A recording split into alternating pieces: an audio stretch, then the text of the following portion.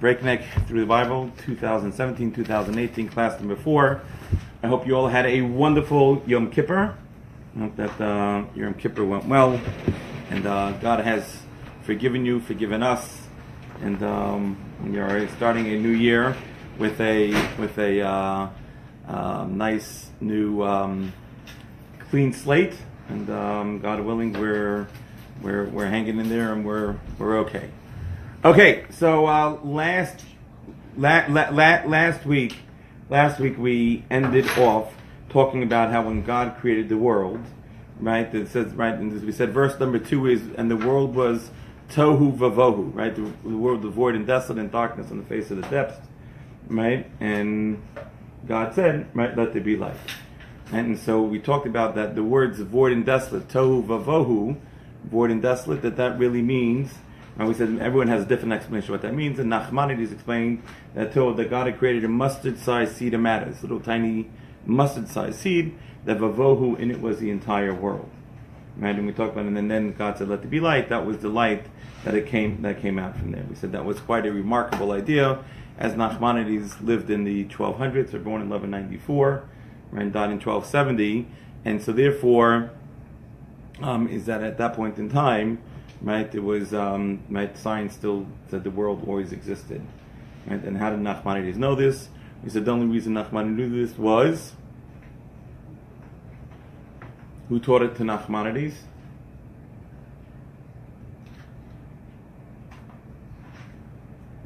How did Nachmanides know this? Not all at once. How do we know anything? Okay, ask the question again, please. Okay, so how did Nachmanides know that the world was void and desolate? Meant that it was mustard-sized seed of matter that had everything in it? Answer is? God. Well, you go right, but he didn't speak to God. His prophecy had stopped, right, 1,400 years before Nachmanides was born. But how did Nachmanides know it? He asked his rabbi. Right. Okay, that's good. Right. The Talmud, and the Talmud is good. He asked his rabbi. I'm not kidding. That was a serious statement. He asked his rabbi, right? And so, right, his rabbi taught it to him. How does his rabbi know? His rabbi. Told him. And no, not yet. His rabbi.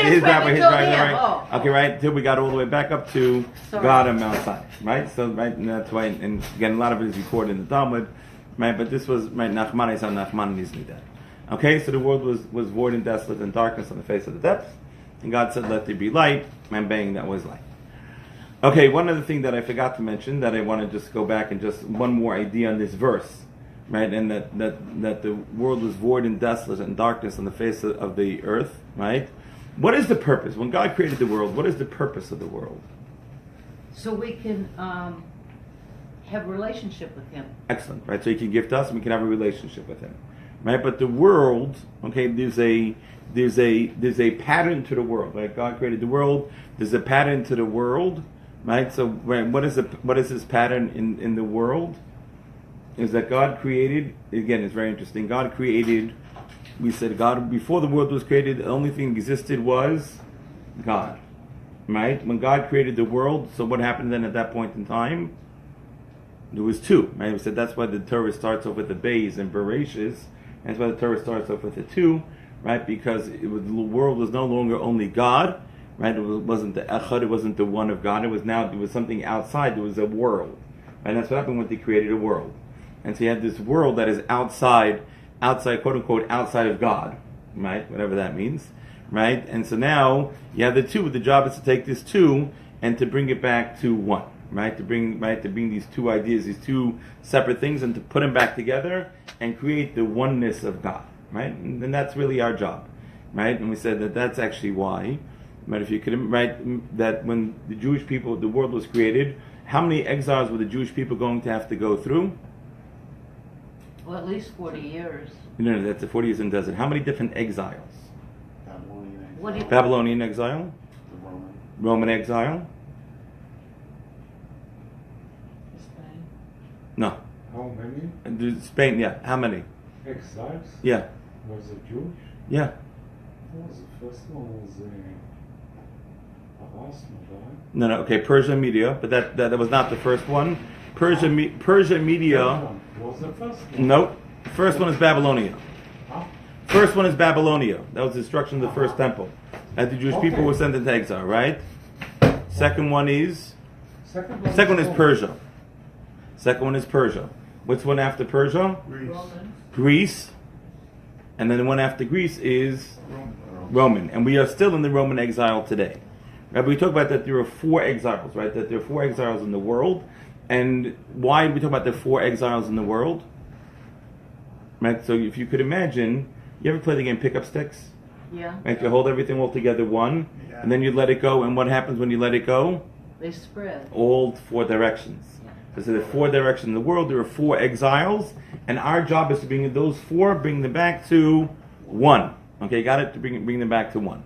Right? That's our job. Right? Our job is to go into bring the oneness of God back into this world. Right? That's our job. Right? To bring the oneness of God back into this world.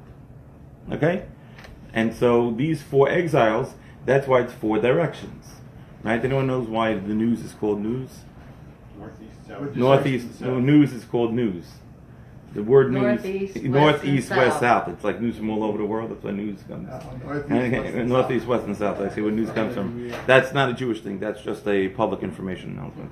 Okay, right. So you guys see, yeah, right there.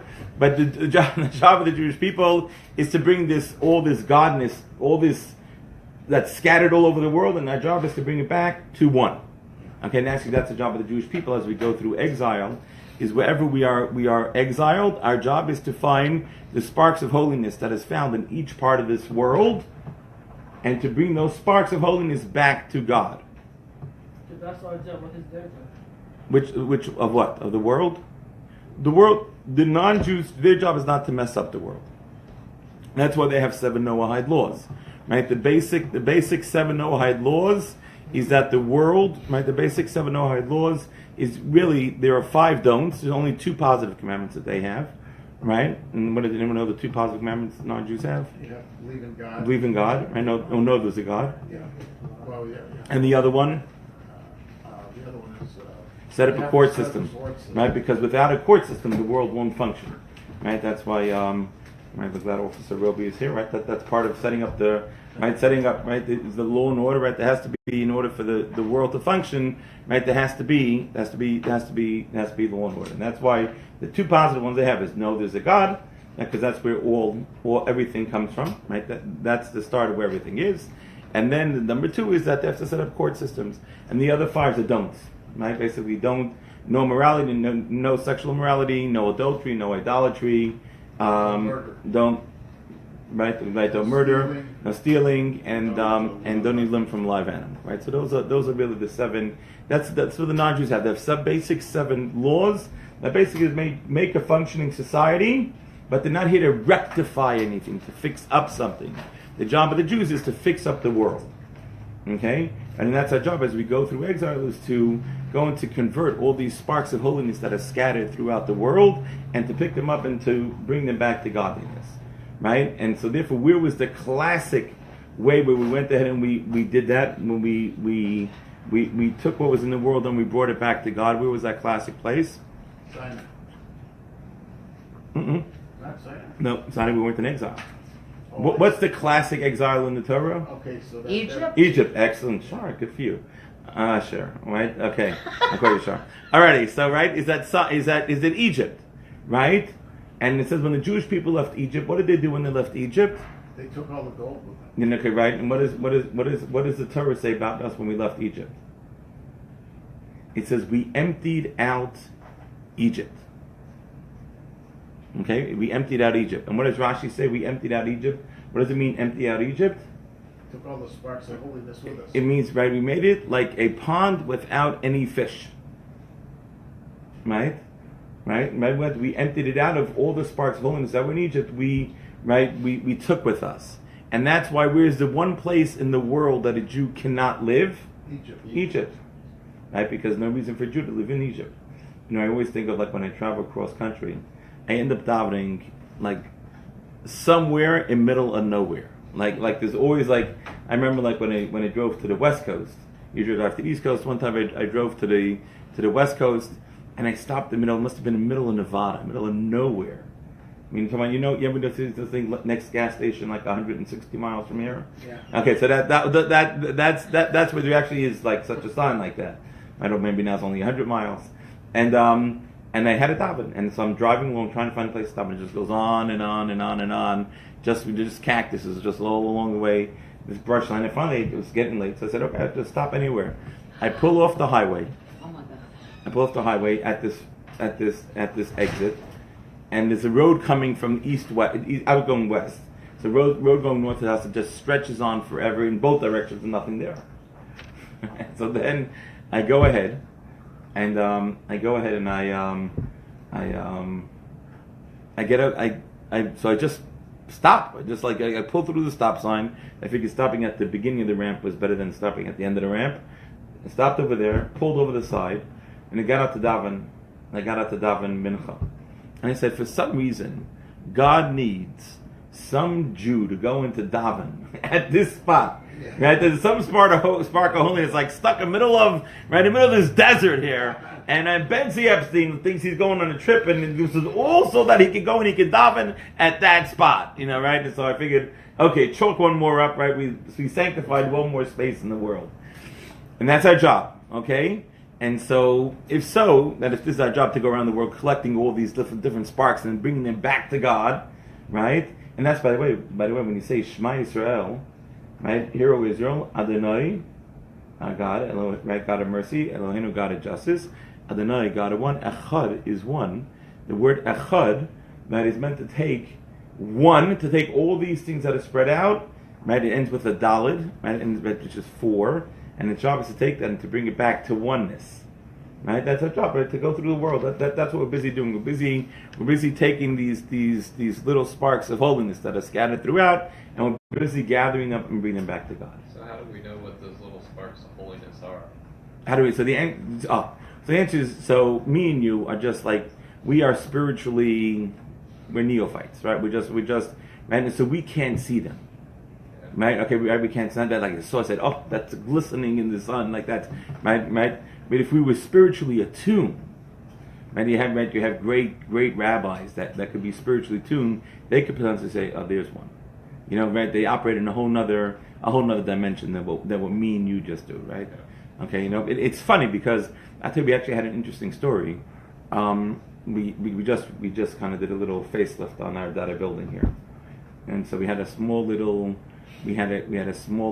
thank you dinner for the people that helped do it, and we're sitting in there, and one of the people says, Rabbi, this feels like when I'm in Israel. That's what the person said. That's sweet. I said it's exactly that. I said, because what happens when you go to Israel? There's a extra level of holiness. And so when you come here, when you come to data, there's an extra step up of holiness. And if we're spiritually in tune, we would feel that. In fact, I'll tell you an amazing idea, something that this blew me away. Data, we've never had services here in Data. And we came to town, right, we didn't want anyone to feel that we were trying to start a synagogue, so we didn't have services in Data. And I understood why. Never bothered me. Okay, never bothered me. And that's just the way it is. Right, that goes with the territory. Fine. One year, there was a great sage, Rabbi Matisiel Solomon, one of the great sages of the generation, who actually is in Lakewood, New Jersey, originally from England, who came to Dallas. We had the honor of having him here, and he came and he spoke in Data. And he said this following idea that I'm about to share with you, and it was elevating and crushing at the same time. He asked the following question. He says, when you look in the temple times, right, when they slaughtered an animal in the morning, they went and they took the animal, okay, they slaughtered it, they cut up into its pieces, and then the Kohanim, the priest came and took the pieces, they walked up the ramp of the altar, okay, they put the pieces down on the ramp, they came down off the ramp, they went into the place where the rabbis were studying Torah, okay, went to the place where the rabbis were studying Torah, and they prayed the morning service there. And after they prayed the morning service, they came back out, went back up to the ramp, picked up their pieces off the ramp, walked up to the altar, and put them on the altar to be burned. Okay? He says, wait a second. He says, there's an obvious question here. If you're standing in the temple and you're standing on the altar, right? You're standing on the altar, right? Is there any more place than you would say there's more holy than that? Right? That's the altar, like that's the heart. You know what I'm saying? And any more, right? It's incredible. He says, and you need time to say the Shema. Say the Shema while you're standing on the altar. With Right. the pieces in your hand. With a piece of meat in your hand, that's part of the morning service. He says, why are you taking this and coming off the altar and going to the place where the rabbis, with the Sanhedrin, right, the Sanhedrin, right, the Great Court of 71 was sitting? He said, what are you going to the Great Court of 71? Pray right there on the altar. Good question. A great question. And then he said the following idea, which was crushing to me. And he said, this is unbelievable. In the Talmud it says the following expression. Now that there is no longer any temple, the only place where you find God is in the 4 cubits of Torah study. Yeah, that's what the Talmud says. The Talmud says, you want to know where God is? Go to the study hall, right? And the place where the people are studying Torah, that's where God could be found. Yeah, but Okay. there was a temple there. One time, so listen. So I always understood this Talmud. I always understood. Now that we lost the top space, right, which is the temple. So okay, the Talmud says, don't feel so bad. You still got number 2, right? That was how I understood it. And he says no. He says when the Talmud says Ein lo lakadosh baruch hu ella, when it uses such an expression of Ein lo ella, it doesn't have but. It's saying we lost number 2, but we still have number 1. So we think we lost the temple, we have no place to pray. He says you're making a mistake. The temple is only place number 2. The first and foremost place to pray is a place where Torah study is being, where Torah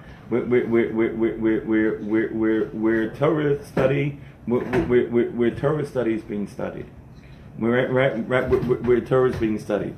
That's the highest place to pray.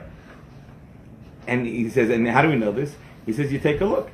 He says the Kohanim were on the temple, were on the place of the altar, on the place of where they were going to burn, right? They were going to offer the offerings to God, and they left that place and they went back to where the rabbis were studying Torah. Because that's number 1. Because that's number 1. And he says after he said that, every time I don't pray in data, I feel like a dig. I feel like like I'm missing, like I'm not right. The best place to pray is in a place of Torah study, and it's amazing. He says you have a choice to pray in a place of Torah study. Let's say you're in Israel, you're sitting in the old city of Jerusalem, right? You're sitting in Eish HaTorah, you're overlooking a wall. And it's right to yeshiva. It's a place where they study Torah. And you could pray there, or you could go down the steps, and you could go down and walk out to the place where the temple stood. And you could pray there. He says if you go down to the place where the temple is, where the temple used to stand, you are downgrading your prayer. Because the greatest place to pray is a place of Torah study. So how come you don't study? Why don't you pray here then? Because we don't want anyone to feel that we're creating a synagogue. Right? We're not a synagogue. We're a place of Torah study. We don't want to confuse people. Right? And that's why we don't. But every time I feel I feel the twing of right, that we're leaving the place of Torah study. Right? Because a place of Torah study is a place of God's residence in this world can be found in a place of Torah study. Right? That's you want to find God, come find God. And what's fascinating to me was the guy who made one of the people that donated money. He picked up on that. Right? He was able to pick up on that sensitivity, and he was able to say, he says that's the place. And it's amazing because if you get used to tuning in to that feeling of spirituality, you'll be able to tell the difference. You'll be able to tell the difference. So which way is east? That way? No, back behind you. Right. You know what I'm saying. When if you feel bad, Rabbi, I'll pray here. Thank you. If you go ahead, that's the way. If you can become spiritually tuned, you could actually begin to feel that. Right? You could feel that holiness. right? But you have to get used to that. You have to be able to tune into that. Right? So we go through the world, and there's all these places of holiness kind of sprinkled throughout, and our job is to bring it all back. So where do we see that these four exiles, if that's the purpose of the world, so then they have to be somewhere in the beginning of Genesis, right? Because if that's the message of the world, that our job is to come down into this world and to kind of spread out and to collect all these different places, right? And to go ahead and to collect where these places are, right? So then at that point in time, so then it has to be, it has to show in the Torah. So we look at verse number 2. Let's reread verse number 2. Page 3. Right, Peter? Right. So let's reread verse number 2. Okay? On page number 3. Okay? Chapter 1, verse number 2. So what does it say? When the earth was astonished and empty. Right, Justin, you want to read? When the earth was astonishingly empty, with darkness upon the surface of the deep, and the divine presence hovered upon the surface of the waters. Okay, good. Right? Okay. So it says as follows. So listen to have to read this. V'haaretz, and the world, hayasa, was tohu, vavohu, v'choshech, apnei sahom. Uses 4 words. Tohu, vavohu, v'choshech, al pnei sahom. Okay, right? You got the 4 words? Tohu, right? And again, we said the translations: tohu, void, desolate, right? Vavohu, desolate, choshech, darkness. That's number 3. Al pnei sahom, in the face of the depths. Those are 4 words. Each of these words is opposite another exile. And what does it mean? V'ruach Elokim, and the Spirit of God was hovering over the face of on the face of the earth. What is that Spirit of God that was hovering on the face of the earth? That's the Spirit of Mashiach. Right? That's when the Messiah comes. When we finish going through these 4 exiles and collecting all the sparks of holiness that are around. Right? Now I want to point something out to you. So this is the last exile? Yeah, we're in the last exile. Right. So you got the wrong book. You got your prophets. You don't have your Torah book. Right. So what happens is, you're right. We are in the what's called the Roman exile. The Roman exile. Okay. The Roman exile has different components to it. Okay. The Roman exile, like you said, the Spanish Inquisition. That's all part of the Roman exile. Oh, what is so interesting, the Muslims supposed to be our enemy, Yeah. but the Romans were worse. So there's a whole fascinating idea the whole fascinating actually about Islam, and the amazing idea about it actually, about the difference between the Islam, the exile of what we call Yishmael, right, the Yishmael exile as opposed to the Roman exile. It's a fascinating idea because the Roman exile now has almost morphed into the Ishmaelite exile. Ishmaelite has taken over Rome, and we're sort of in the exile of Yishmael. And it's important for us to know because there are 2 different ways that we have to escape. One way to get out of the Roman exile, and one thing to do to get out of the Ishmaelite exile. There's actually these 2 different components, but it's considered all part of the broader Roman exile. Right? The Roman exile started with the destruction of the Second Temple, and we've been without a temple now for the last 1950 years, right? 1947, 48 years, right? And so therefore, today we still are there. But I want to show you something fascinating. And it says the world was tohu. That's tohu is the Babylonian exile. Vavohu, the second word, that's the Persia Media exile. Okay? Darkness is the Greek exile. On the face of the depths is the Roman exile. Right? What's fascinating, what I find fascinating about this, is the Greek exile. What did the Greeks consider themselves? God's Light. Enlightened. Right? They were the enlightened people. Yes. Right? Right? They were the ones with the gymnasiums, right? The colleges, right, all come from Greek right? Yeah, The mind Greeks and body. consider themselves enlightened, Yeah. and how does the Torah call the Greeks? Darkness. Darkness. Isn't that amazing? And it's not the only place you see later on in Genesis where it's again the 4 exiles are mentioned or alluded to. And again, what word is used for the Greek exile? Darkness. A great darkness. Great darkness. Not only darkness, it's called a great darkness is the Greek exile. And so it's fascinating, right? There are 3 places in the Torah. At least 3 places in Genesis where this idea of these 4 exiles is mentioned. Verse number 2.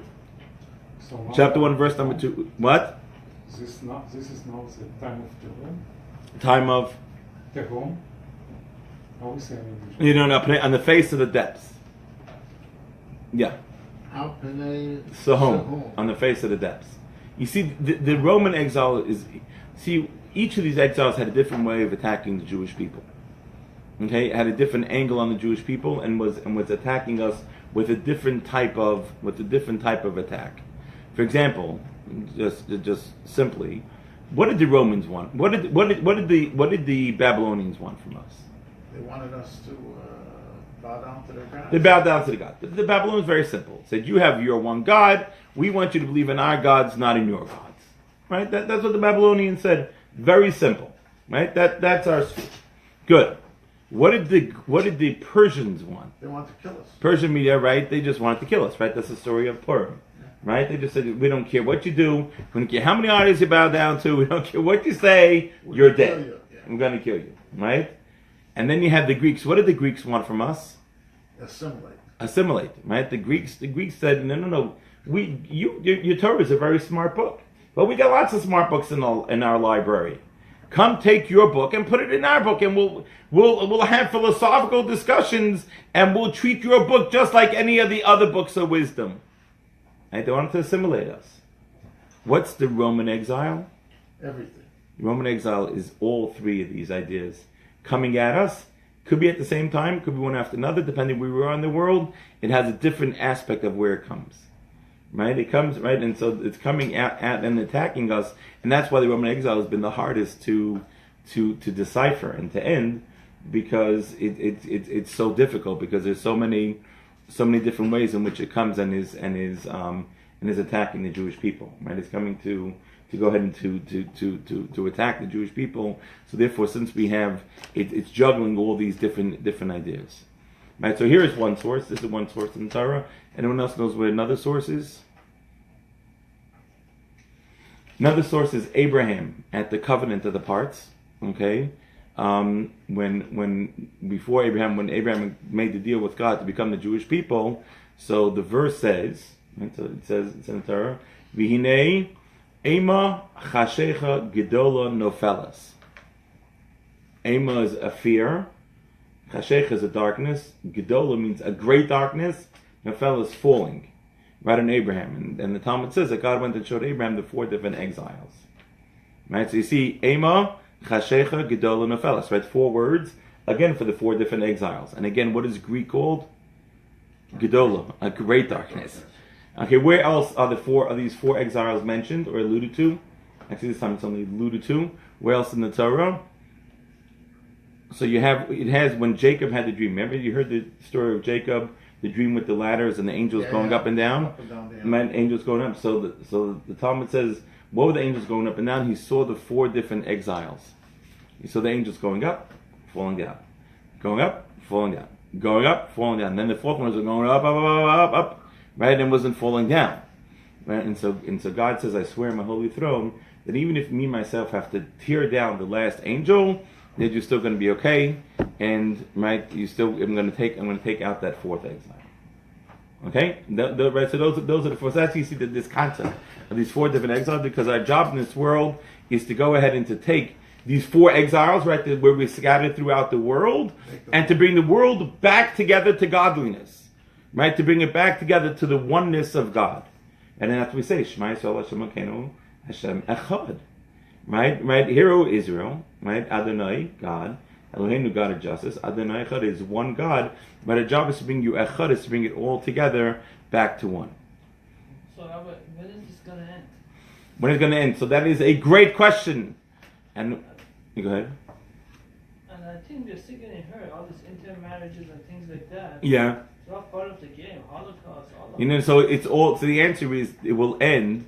Right. The answer is we have to. Right. We say that we trust. And it's getting darker and darker every day. Yeah. And so hopefully at one point in time God's just gonna have Rahmanas on us and schlep us out of here. Right? Right? But the answer is hopefully every mitzvah we do, right, we add on to that to go ahead and to bring the oneness of God right back into the world. And that's our job, to bring the oneness of God back together. Interesting, just by the way, God's name, Yud and Hey and Vav and Hey, by the way. Right? Do you know how much numerical value of God's name is this? 26. Do you know what the value of 1 is? Echad. Echad is also 13. Right? Aleph is 1, Ches is 8, Dalet is 4. Because whose job is it to bring the oneness of God back into the world? It's our job. Our job. And how many tribes are there in Israel? 12. So why is it 13?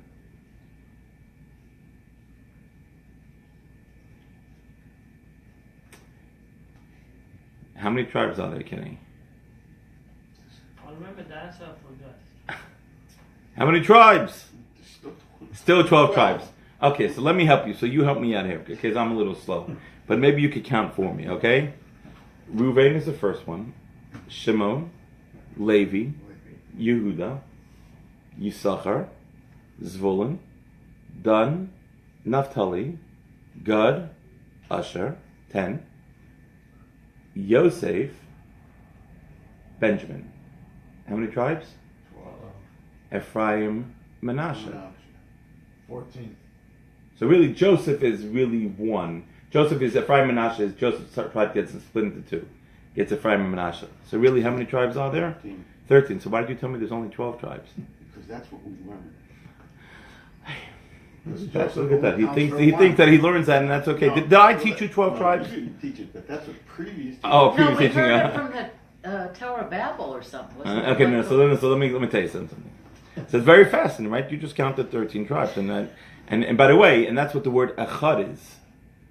Aleph, right? Aleph is 1, right? That's the tribe of Levi, because the tribe of Levi, their job, they're the one tribe of the Jewish people that's set aside to sit and study Torah. So they're the 1. The 8 are the children of Leah, and the 4 are the children of Rachel. So it's interesting. So now you have to prove to me that there's 12 tribes of Israel, right? So the answer is, if when you read the Haggadah, if you're ever up till late at night, right, and you're at the end of the Seder, usually like around 3 o'clock in the morning, we come to one of my favorite songs in the Haggadah. Who knows 1? I know 1. 1 is Hashem, 1 is Hashem, 1 is Hashem. In the heavens and the earth, da, da, da. It's a great song. Okay. Who knows 2? I know 2. 2 are the tablets. Who knows 3? I know 33 of the patriarchs. Who knows 4? I know 4 of the matriarchs. Who knows 5? 5 of the books of the Torah. Right? It says, who knows 12? I know 12. 12 of the tribes of Israel. Aha! Now you say, Rabbi, you're stuck. 12 tribes of Israel. So the answer is like this. There are really 13 tribes. We call them 12 because 12 is the number, really the 12 tribes of Israel. You'll notice, whenever we separate Levi by themselves, we split Joseph into 2. So we have 12. Whenever Levi is included in the count of the 12, Ephraim and Manasseh go back to being counted in one, and they counted as Joseph. What's the purpose of that? To keep 12, because the number 12 is only created for the tribes of Israel. This song is not just some like cute little song that we see at the end of the Seder, like it's a ha-ha, very cute. That the song is telling you that these numbers were created for this purpose. Right? And so, our job is to bring oneness back to God. So it's interesting. So Echad 1 is 13, because the 13 tribes, and the job of the Jewish people is to bring the oneness of God back to God. But now God we said is 26. Echad 1 is 13. Okay, so how does that work? So what do we need? We need another 13. What other word equals 13? Don't miss this. This is something amazing. Besides Echad, besides 1. What other word is equal to 13? Love. Ahava. The word ahava is love. Is 13. So Echad, 1, plus love is God. Right? So when the Jewish people get together and unite with love, we bring God down into this world. We bring the Echad back into this world. And bring the oneness down into this world. Okay? So that's why, so therefore the Torah goes ahead and the Torah starts. The Torah goes ahead and the Torah says, right, the four expressions, void, desolate, darkness on the face of the depths, right? That is the four exiles, and the Spirit of God is hovering over the water. That's the Spirit of Mashiach. Right? And really, and that's, and by the way, I'll tell you something unbelievable. Listen to this. You want to hear something really cool? Now this is just super cool, okay? It says at the end of days, those that are close to God are going to bring back the ones that are far away from God. Okay? You got it? Those that are close will bring those that are far away from God. Says the great commentator Rashi, who are the ones that are close? Jewish people? The rabbis? No, right? Rashi says no. The ones that are close are the people that are coming back to Judaism. You, the Baal Tshuva, are the ones that are close. Why? Are going to bring back those that are far away. Who are the Jews that are far away? Us. No, the Jews that are far away are the Jews that have been religious, but it's turned into rote. Okay, and they're just doing it because that's just what we do, and they're just doing it out of rote. So what is the nuance? What? What is the nuance? What is the difference? But, so why is one called close and one called far? Right, it would seem that, right? So says, I heard a beautiful explanation like this. A person who is religious, has been religious for the last, 3,300 years. Which light are they hanging on to? Past light. The light of Mount Sinai. Right? The ones that have become religious, the Baal Tshuvas, which light are they holding on to? Today's light. No, the light of Mashiach. So remember, we're on this time span, right? We're on this time span. Here's Mount Sinai, here's Mashiach, and where's God? Where are we today in this world? We're all the way right at the times of Mashiach. So who's the closer and who's the further? Answer is the Baal Tshuva is closer because they're getting the light from the source of Mashiach. As opposed to people who have been religious all their lives, they're getting their light all the way back from Mount Sinai. And it's really the Jewish people, and it's amazing, because the Jewish people are a combination of these two ideas. Right? There's a tradition, right? With Jewish. Judaism has been around for 3,300 years.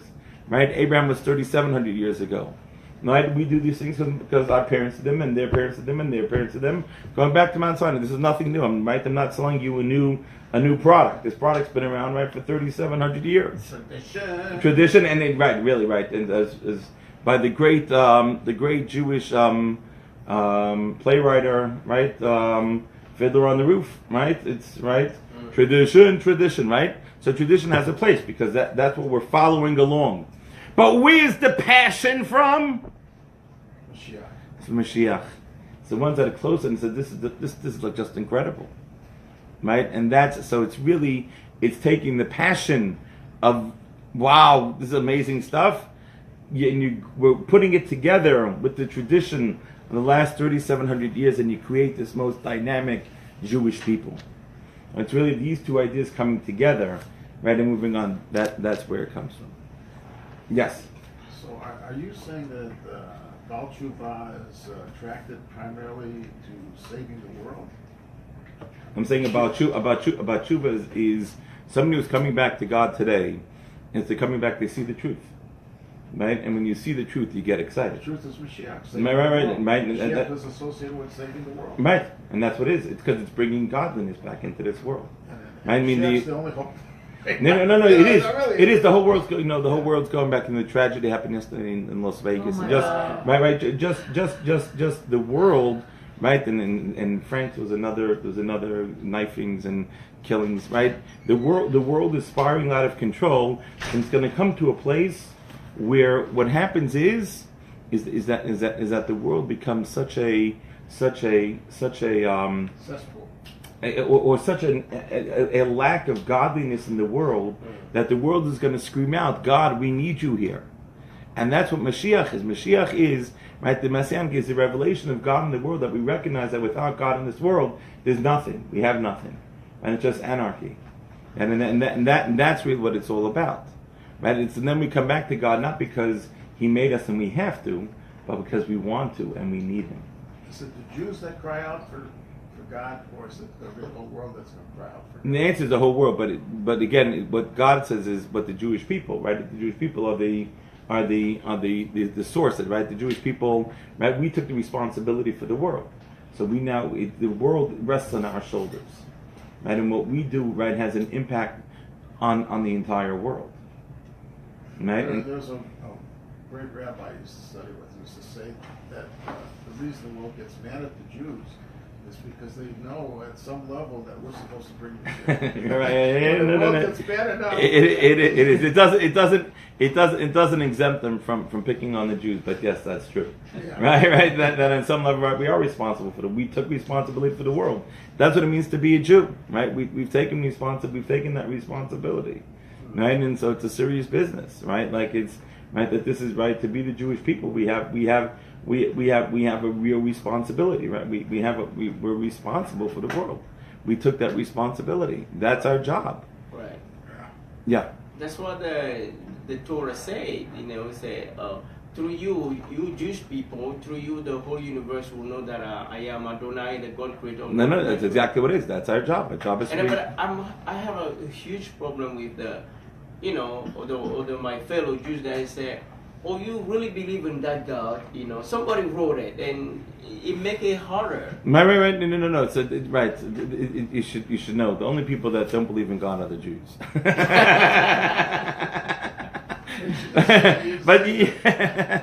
but I'll tell you why they don't. I'll tell you why they don't. They don't like to, because if there's a God in the world, then they have to change their actions. Now, the guy walked into my office today. He goes, okay, Rabbi, for Yom Kippur, right, for the New Year, I'm giving up shellfish. What? I'm giving up shellfish. Oh, shellfish. Shellfish, okay, right? You're not supposed to eat shellfish. Right. No more lobsters, right? No more lobsters, no more shrimp. What's he giving up for Lent? No. He's not. No, he's no. So he said. Then he goes to me. He goes, but Rabbi, I really should be. I guess. I read the Torah. I know it's true. I really should be eating everything not kosher. He says I really should be going like kosher, like all the way. Like that's that's what I should be doing. So kind of is funny, because the answer is he's absolutely right, but the answer is that from where he's starting, right? You see, God wants us to do what's called baby steps. Okay. Our responsibility in this world is what we call baby steps. Okay? Right? Meaning, it doesn't mean that I wake up tomorrow and all of a sudden, poof, I'm dressing like a penguin, like I'm just, black and white and just like, just, right? That's not how it works. God, it's all about, it's creating relationship. It's all about baby steps, man. It's all about taking baby steps and doing a piece at a time. And that's really what God wants from us. It's not, say, I'm going to change everything. Right? Even Yom Kippur. Yom Kippur was 2 days ago, and we sat there saying, God, I'm sorry. God, I'm sorry. God, I'm sorry. God, I'm sorry. Right? And I was writing and going down those. I told somebody, going down those. I said, okay, so I started with number one. I said, okay, number one. I said, yeah. I said, it probably applies to me. And then I go to number two, and it says, Like, I started thinking, this doesn't apply to me. I'm doing it on behalf of the Jewish people, but not to me. So I started off and say, no, I probably am guilty. And then I start off number two and go, yeah, I think I got some of this too. And by the time I got number 9, I'm beginning to sweat. Because I'm going home. Oh my gosh, like now we need to go ahead and now so I said, forget about not doing that. Now I'm just saying, okay, out of these 9, because it was getting overwhelming. I said, maybe in these 9, I have to rank them, which one's the worst? What's the worst one? And I'm ranking 9, 8, 7, 6, 5, 4, 3, 2, 1. Right? Just to go ahead and to say, okay, well, right, in what areas can I improve? God wants baby steps. That's what He wants us to say. I know there's a God, and I want to, and God, I love you and want a relationship with you. right? And it's a step at a time, and our job is to take a baby step. That's to come back and say, God, I recognize it, right? I can't fix everything. Let me at least fix something. Now let me show you at least that I care, that I'm listening to what you say, and that's really the job of the Jewish people is to go ahead and is to say, baby steps. Let me do it a step at a time, and just go ahead and to bring it back to bring us back to godliness. And that's really where we need to get to, right?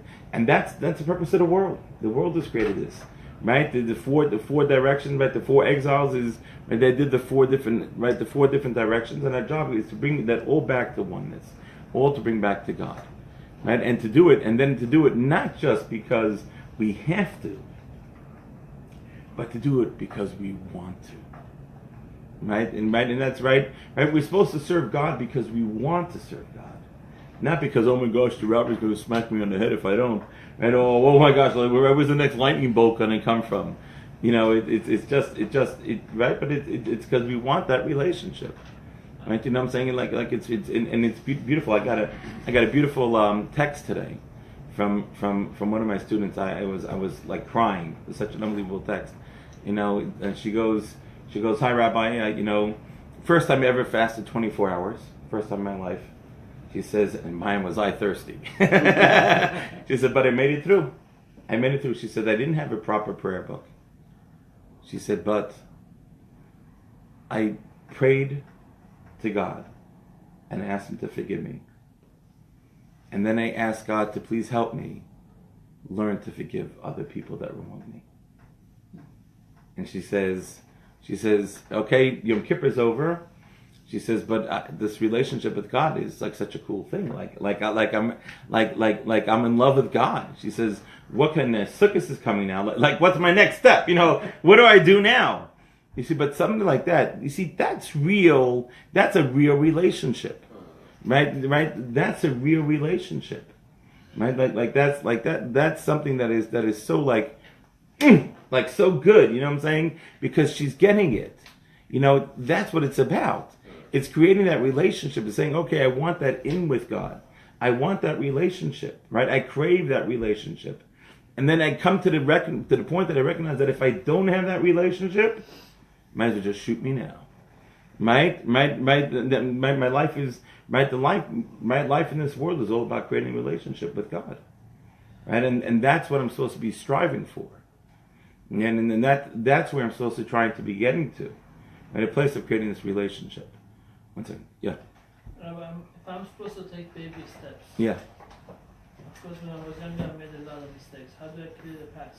Okay, so good, excellent. How do you clear the ones that were here before you? Okay, so excellent question. So let me tell you one important rule. I'm going to tell you. I made a mistake because I didn't have knowledge. Right. So this is what I'm going to tell you something. The Talmud asks a great question. The Talmud asks a question like this. Let's say somebody's been a thief. Hmm? Let's say somebody's been a thief. Oh, okay. Okay, and they stole from, hundreds of people. And they don't know who they stole from. And now they want to go ahead and they want to do tshuva. Now part of tshuva is going back to the people you wronged and asking them to please forgive me. What's the problem? We have no clue who we wronged. Right. It gets to a place of we don't know. Because one theft can impact several people. Correct. And you don't know. Right. So what happens? So the answer is like this. It's an amazing thing. The rabbis say we're gonna wipe out all the sins that you did before. We're going to wipe them out. And we're not going to count them. We're going to just erase them. And from here on out, your job is to focus on doing the right thing. So, and it's called a very interesting, the Hebrew word is called takanas hashavim. Okay? A decree for those that want to come back. When it comes to people in our day and age, right, you're all, and I think I'm the only one in this room that grew up religious. Right? Thank God. I was blessed. Right? So when somebody does not raise religious, so how much can we expect them to do? And if somebody says, you know what, God, I want to come back. I want to create that relationship. Right? I want that relationship. God will say, let bygones be bygones, erase it. I consider it, here's sort of the line. Anything that you did before, you do one, I'm sorry, God. And then you move on and don't worry about it because God will forgive you on all that. And really the key is now moving forward. How do I move, taking again baby steps. And that's really the way to do it. Don't let the past hold you back because the past will kill you. It's good we just draw the line in the sand. You just say, just move on. And that's the way to do it. And don't worry about it. And those sins will be gone. They will not exist. When you get upstairs to heaven, they will not exist. Yeah. But don't you still have to make a maximal effort, even if the result is just a little baby step? Yeah. Okay. So now you have to do your best, but it's got to be it's baby steps. I'm telling you, it's baby steps, baby steps. It's all about baby steps. I'll tell you this. Actually, Rabbi David, the rabbi who comes in twice, he's one of the great sages in America. Today he comes to Dallas twice a year to test the rabbis. So he said a very nice idea. Which you pointed out a beautiful idea. It says we say in the evening prayer service, in the second blessing after the Shema, we ask God, V'chaser Satan milfanenu u'me'achareinu. We ask God, please remove the Satan, the evil inclination, from in front of us and from in back of us. Okay? So he says, wait a second, I don't understand something. Where do we want the evil inclination? In front of us or in back of us? Back of us. In back of us. So what is it? He's saying, God, please remove the Satan from in front of us, from in back of us. He's in back of us. That's where we want him. Yeah. Right? Yeah. So listen to what he said. An unbelievable idea. He said, the Satan is in front of us. He's the one that's sitting there trying to fight us. Oh, don't do that. You're crazy. You're going to go to class. What are all your friends going to say? You're going to tell them you're studying Torah. They'll think you fell off you fell and you hit the head on the ground and they need to save you from the evil rabbi who's going to brainwash you. Never mind that some brains need brainwashing, but okay, but go ahead, right? Is to go ahead, right? And so, but the Satan behind you is where you want him. So he said an unbelievable idea. He said, you know what the Satan behind us is? You know what the evil inclination behind us is? He's the one that's pushing us, saying, you're really not moving fast enough. You really got to be doing more. He says, if it's true, you got to do the whole book today. And when he does this, he pushes you. And the Talmud. And the Talmud. Quit your job. Quit your job. Right, you have no time. Yeah, you just got to sit and study for the rest of your life. Forget about everything. Throw everything else out the window. Why does he do that? Because he knows you can't do it. Because he knows that way he'll make it so impossible for you, you'll just reject the whole thing. Yeah, so we say to God, please remove the Satan from in front of us as well as the one that's behind us. Because the one who's behind us is also going to push us to a place where it's going to kill us. And that's why we remove him from both. So the answer is, Norm, you got to do your best, baby steps. It's all about baby steps. I thought, and there's okay. Remember the story of Jacob and the ladder, and the angels going up and down the ladder. Yeah. Okay, so what's the story of the angels going up and down the ladders? Jacob has a dream, right? He had the angels going up and down the ladder. Now, can I ask you? There's one very simple question you need to ask yourself.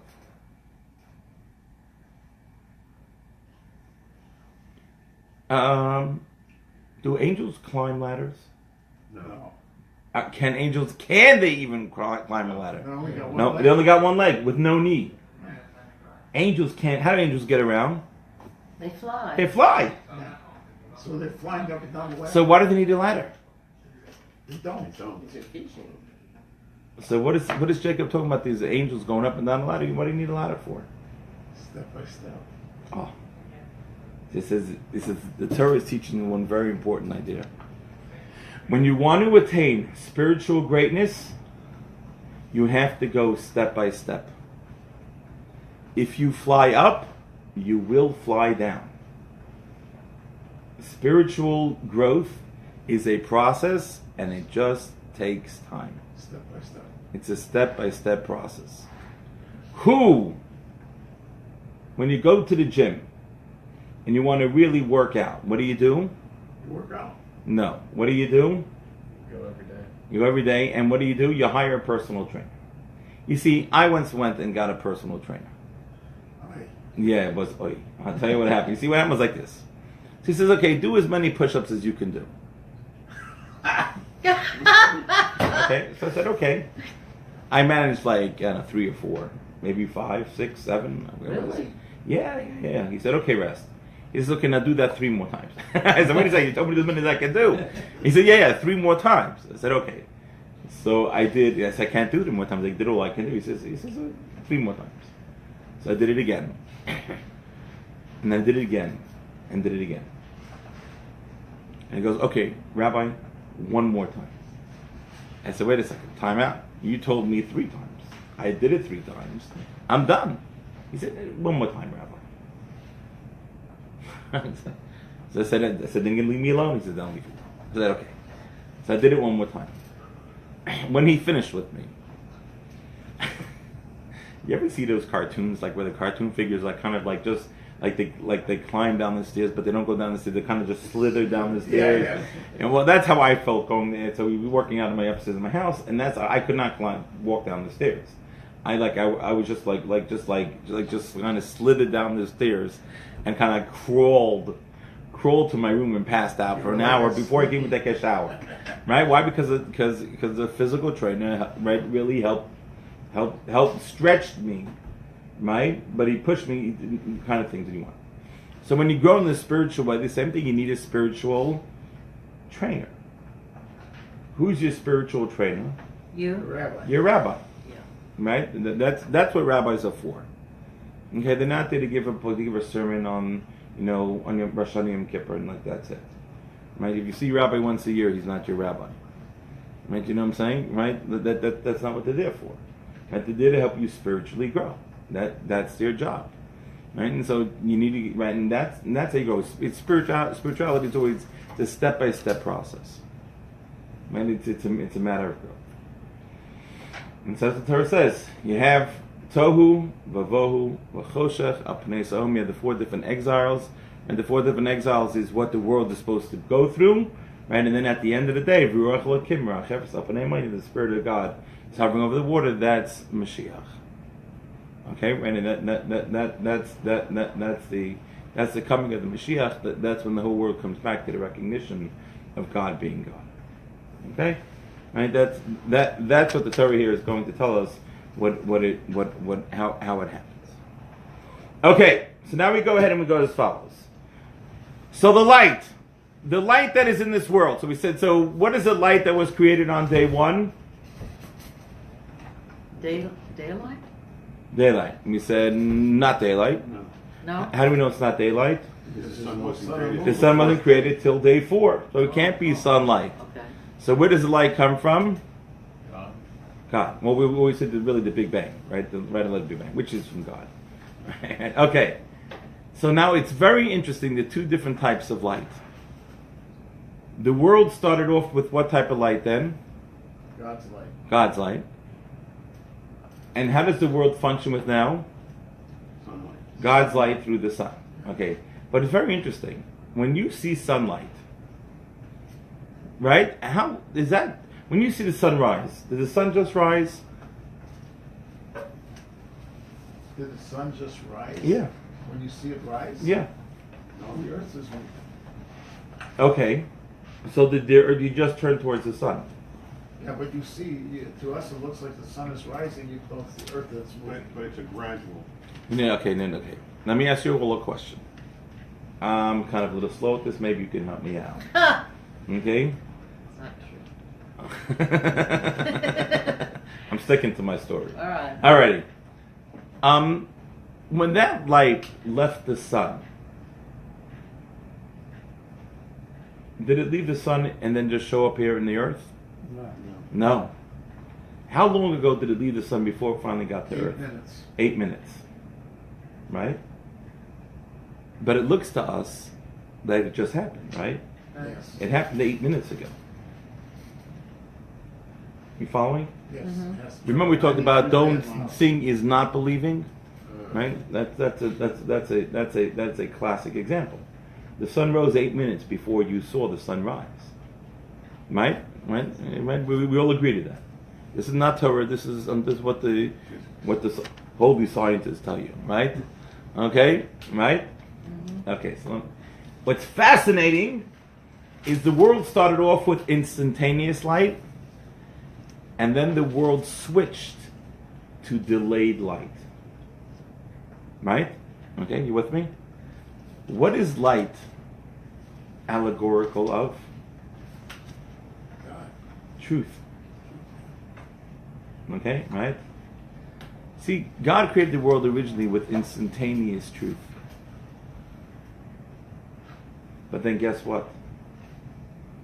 The world can't function with instantaneous truth. So what is it? What? Why? Why? Because that's called justice. And the world can't live with justice. Why not? Because we are mere mortals and will be vaporized in a nanosecond. Oh, because it would be so judgmental. Well, we're not so judgmental. Forget about judgmental. If you want truth, then let me tell you that. Don't call God judgmental. But let's just make it clear. If God created you to serve Him, right? You're following, right? Are we all there, right? Okay, right? And He gives you breath. Why does He give you? Whose air are you breathing? His. Whose water are you drinking? His. Whose food are you eating? His. Whose clothing are you wearing? His. Do you own anything? No. Excellent. And then you don't play by His rules. What should He do according to, like? He should smack me. Not smack you. Smite you. Take Smite. it back. Take it back. Smite me. He can take back your clothing, your light, your oxygen, your food, your body. Right? Just take it all back. So according to the strict rules of justice, what should happen to you? I should be here. Good. And that's instantaneous light. Justice. So God originally created the world with what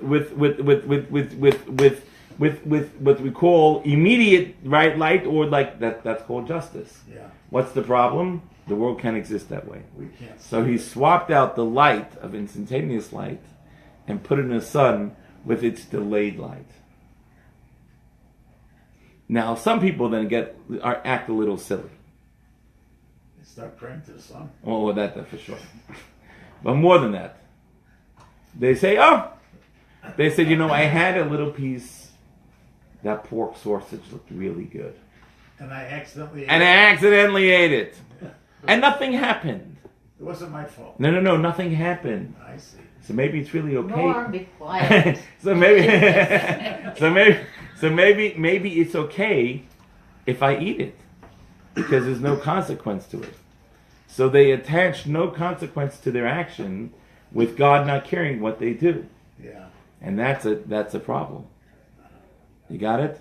Right? But that's what happens. So the world switches from what we call from instantaneous light, or from direct justice, to delayed justice.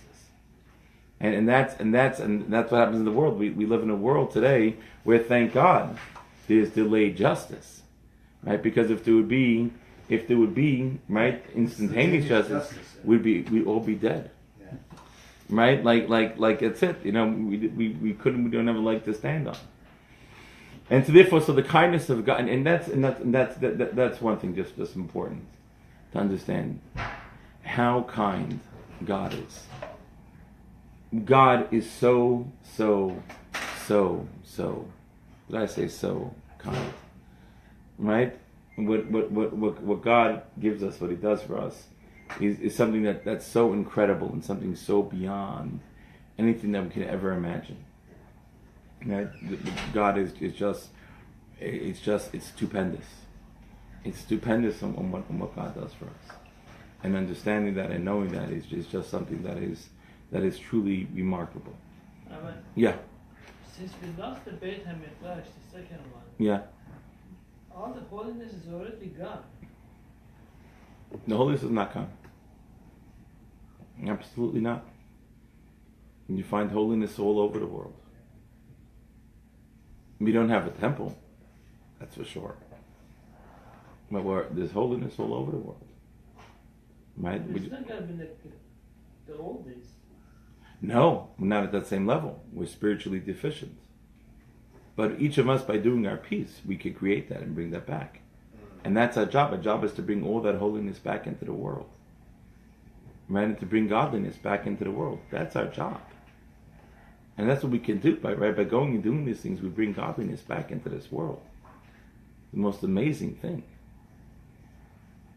Right? But we have to work on that. Right? And you know what holiness is? No. See, people make a mistake. You know what holiness is? Mm-mm. Right? People think holiness is like these little angels, with the harps.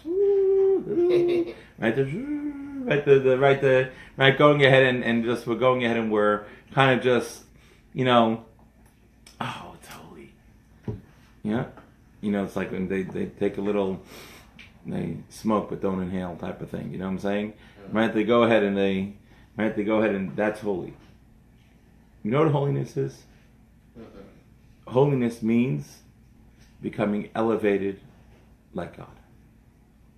That's what holiness means. Becoming godly. Right? People becoming godly. Right? You say, you know what? Somebody says, you know what? I want to come closer to God. Do you know how much holiness they create in the world? Do you understand what they've created in this world? Tremendous amount of holiness. Right? Tremendous amount of holiness we get to bring in this world. We bring that holiness into the world. We could create holiness. Every mitzvah you do, you bring holiness. You're kind. Right? You're kind to your neighbor. Right? You do an act of kindness. You're creating holiness. We're busy bringing holiness into this entire world. Right? And that's our job. Right? We're little generators. Right? We're generating holiness. Right? And that's our job. And the more holiness we generate into the world, right, the greater holiness we're able to bring into the world. But it's very difficult. It is. But again, it's interesting. I don't say it's difficult, right? Bringing holiness into the world is a way of where it goes ahead. There are challenges, right? Because the world doesn't necessarily appreciate holiness. Right? The world is trying to stuff down our throats. Oh my gosh, you're going to the synagogue again? You're going to the rabbi's house, on Shabbos instead of let's go to the ball game, let's have a good time, right? Let's go to the rodeo, right? All the things that they go ahead and they say, right? And so you have all these challenges that you're sitting and you're going, right? Okay, rabbi's house, rodeo, which one's more fun? Cowboy game, right? Rabbi's sermon, right? Learning Torah, right? And we go that, and what happens in the world goes ahead and the world tries to sell us. But tries to sell us, right, all these things that are ridiculous. And the only thing more ridiculous than what the world is trying to sell us is that actually people buy it. Right? I mean, you actually stop and think about it. It's like the craziest thing in the world. Right? They say, oh, this is what you have to do. Well, why do you just have to do it? Because other people do it. Right? No, okay, I have to do this because other people do that. It's ridiculous. Right? Again, we look through things through the prism of it's right or wrong, right? And the world is so messed up, right? Is what's the right thing to do? If it's the right thing to do, I'm going to do it. If it's the wrong thing to do, I'm not going to do it. And that's our job, is to not lose focus on that and get that. Make sure we stay focused on doing the right thing, right? And how do you do that? Study of Torah. And study of Torah is what makes you motivate you to do the right thing. Right? It keeps you focused. Right? It keeps you zeroed in. Because it's easy to get distracted. We live in a world where there's a lot of distractions going on. Right? You following? Right? Like that's what takes place. Right? Like that's really our job. Right? Our job is to stay focused on that, and that's how we produce holiness. Don't let the world sell you something that's not true. Right? Don't let the world sell you something that's not going to help you. Right? It's very confusing. It could be. It does. But you always ask, WW, it's not WWJD, right? Which Christians have, what would Jesus do? Right? I actually have WWGD, right? What would God do? WWMD, what would Moses do? or WWRD, what would your rabbi do? Right? Remember that, but that's the key. Right? You want to stay focused. You got to stay on task. Right? You want to make sure you're going to do the right thing. Right? That's really the key. Right? Being able to stay focused on that. While the world is busy selling you all sorts of stuff that they're not going to help you, not only not going to help you, they're going to, right? Not only they're not going to help you, they're going to kill you. Right? It's going to kill you. And yet people are still doing that. An amazing thing. I find it truly amazing. Right? That people just it's. And again, mind you, I do the same thing, so I'm guilty. I'm guilty like you. So I'm preaching to the choir, right? Do you understand? But that's what it is, right? I'm going ahead and I'm, right? To me, right? We do the same thing. Do we always make the godly decision? No, but at least we should try, at least sometimes, or at least even ask the question, what does God want? To at least bring that into the conversation, so at least I can make a more intelligent decision before we talk. Right? Before we do anything. Before we act. Right? I could make a good joke and I could embarrass somebody. So do I make that good joke and embarrass somebody? I've got everyone to laugh. It's a good thing. Yeah? On whose expense? It's a terrible thing. Right? Okay. Right? Again, right? Judaism is we're supposed to learn to act godly like godly people. And that's our job. Our job is to be godly. Right? Learn to be a godly people. Right? And show the world how godly people act. That's our job. We're there to teach the world that. The world is really focused on us too. Yeah. I mean, they really ask us all the time questions. There's not a day we are not in the news anymore. What? There's not a day we are not in the news. Correct. You know exactly what happens. Yeah. So the Zohar says that when God created the world, He used one ray of His light into the world. Use what? One ray of His light Right. into the world to create the world. Mm-hmm. And the nature of a ray is that if there's a ray, you can break that ray down into an unlimited number of pieces. So when I started studying Torah, I thought, well, this will be easy. I'll get this in no time. But it's really just it's like a ray of light. You know, there's just no end. No time at all. I'll have this down. Yeah, I'm gonna get this book, and I'm just gonna know it. You know what? And you know what the most amazing thing is? So I've been studying Torah now for a few years. Okay, just a couple. Yeah. But each time I study it, It's new. it's new. There's a whole new insight that you get. Yeah. Right? I mean, it's like one of these crazy things that, right, and that the more you're able to delve into it, the more you can understand. Right? And then ultimately that should hopefully reflect itself in our actions, right, in how we act and what we do, right? Because that's ultimately at the end of the day that's our job, right, to become godly and to get to a place of godliness, right? And that's what we need to achieve. We need to get to such a place, right? It's truly something remarkable. Okay, so chapter 1. Let's finish up the first day here. I think we're almost there. It's quite exciting stuff. Drum roll, please. I actually think we're almost about to finish day number 1. Scott, do you want to read? We'll start from chapter 1, verse 1. But go ahead. We're starting at 1? Yeah, we'll start from 1. Yeah, because we actually got to verse 2. But just so people have continuity, we start from 1 again. In the beginning of God's creating the heavens and the earth was astonishing and empty, with darkness upon the surface of the deep, and the divine presence that hovered upon the surface of the waters. God said, "Let there be light," and there was light.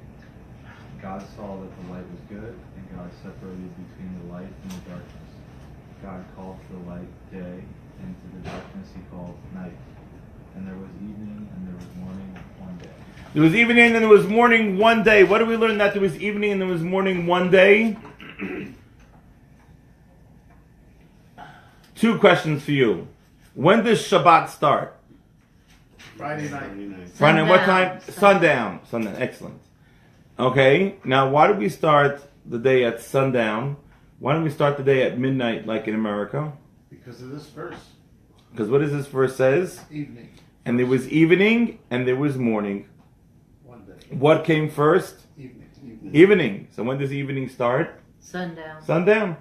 You see clearly in the Torah, right? Evening, right? The idea of evening, right, is that right? The idea of that it starts at night. Now, just interesting. Why does the day start at night? Why doesn't it start in the morning? Because God didn't tell us to Right. do it then. Why not? Oh, he separated between the light and the darkness. Correct. And he Yeah. called to the light day, and to the darkness he called night. Good. And there was evening and there was morning. Excellent. So that's morning, and you can't start Shabbos in the morning. I like the reasoning. That's quite sound logic, sure, because that's what God says. My question is, why did God say it that way? Why do we start by night don't and go know. to morning? That's why I'm here. So while you're sleeping, you won't sin through the moment. I think people sin more during the night than during the day, but okay.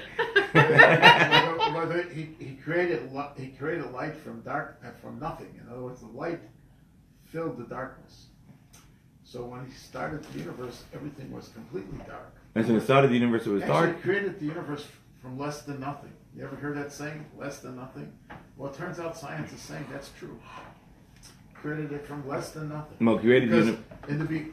in the beginning, according to what Ramban said, that the world came from something smaller than A mustard-sized seed that matter that had the entire world in it. But science says it came from a singularity, which is a definition of singularity is a point without time or space. Right. Now, even space is something. Right. But so he created it from less than nothing. Well, space. Okay? Space. Is, we think of space as nothing, but space itself is It's something. space, correct. And they created it from Correct.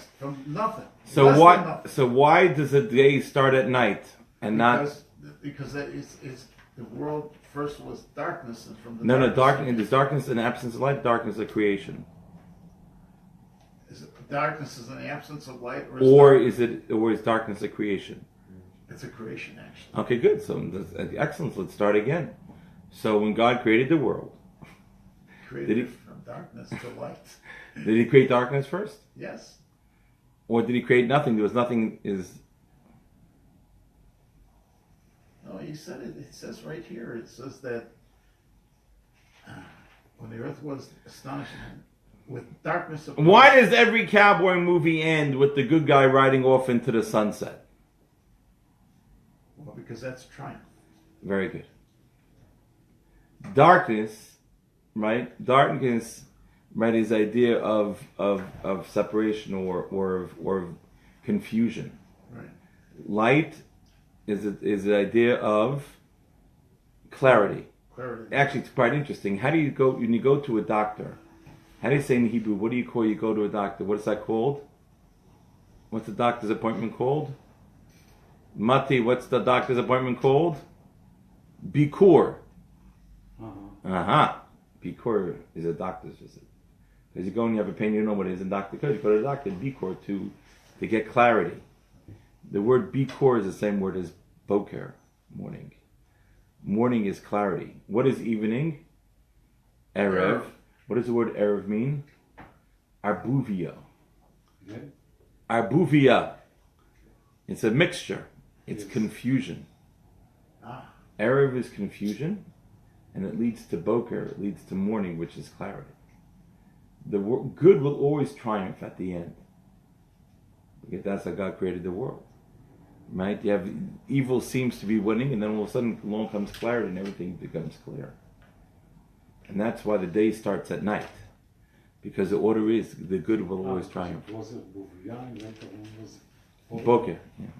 And that's how the world is, right? The world starts off with confusion, and then we get the clarity, and and that's why we start off with the evening, we come to the morning. But that's why. With disorder and finish with order. Correct, right? Why?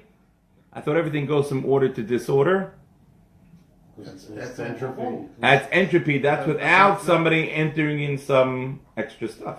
Yeah. When you have a God, there's no such thing as entropy because God is running the show. So things go from disorder to order. Yeah. That's what it is. Right? So somebody asks you, why do you have to take off on sundown on Friday? You just tell them it's a verse in the Bible. chapter 1, verse number 5. It was evening and it was morning. It's day starts at night. Right? Okay. Excellent. One more question before we turn the page. Okay, it says it was evening and it was morning. Yom Echad. What does Yom Echad mean? Day one. One what? 24 hours. One day. One day, right? What do we call the first day? Yom Rishon. Yom Rishon. Yeah. What do we call the second day?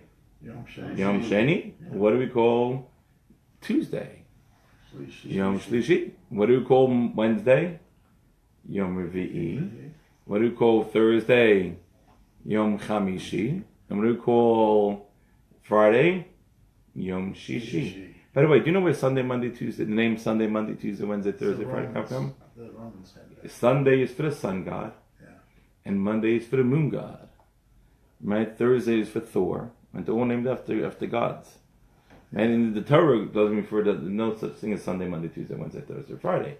It's Yom Rishon, Yom Sheni, Yom Shlishi, Yom Revi, Yom Chamishi, Yom Shishi. Right? Day 1, day 2, day 3, day 4, day 5, day 6, and then comes Shabbat. So if the first day is Yom Rishon, why does the Torah does not say Yom Rishon? It doesn't say Vayi'er Vayivoker Yom Rishon. It was evening and it was morning, day 1.